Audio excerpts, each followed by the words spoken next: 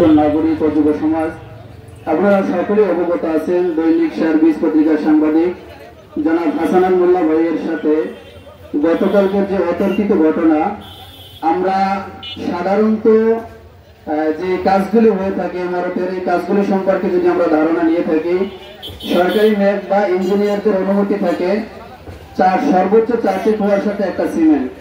তো এই জায়গায় ঠিকাদার আল মামুন সে দুর্নীতির মাধ্যমে যে কাজটি শুরু করেছিলেন, স্থানীয় লোকজন দৈনিক সার্ভিস পত্রিকার সাংবাদিক হাসান ভাইকে খবর দেয়। খবর দেওয়ার পর হাসান ভাই ভিডিও ধারণ করার পর তার কাছে জানতে চায় যে আপনি যে কাজগুলি করতেছেন এই কাজগুলি কেন করতেছেন। কিন্তু সেই ঠিকাদার, অবৈধ ঠিকাদার আল মামুন হাসান ভাইয়ের প্রশ্নের জবাব না দিয়ে সে অতর্কিতভাবে হাসান ভাইয়ের উপর হামলা করে। শুধু হামলা করেই কিন্তু থাকে নাই, সাংবাদিক হাসান ভাইয়ের মাকে তুলে সে বক্তব্য দিয়েছে বা গালি দিয়েছে।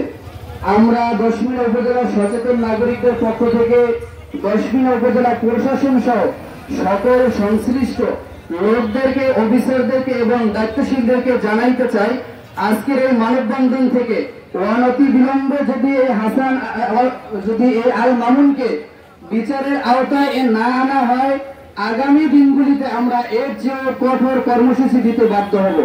আমরা দশমিনা উপজেলার প্রশাসন সহ সংশ্লিষ্ট সকল বিভাগের লোকদেরকে বলতে চাই, অতি দ্রুত এই অবৈধ ঠিকাদারের বিচারের ব্যবস্থা করুন, নয়তো আগামী দিনে আমরা এর চেয়ে কঠিন আন্দোলন হাতে নিতে বাধ্য হব। সকলকে ধন্যবাদ জানিয়ে এখানে শেষ করছি। আসসালামু আলাইকুম।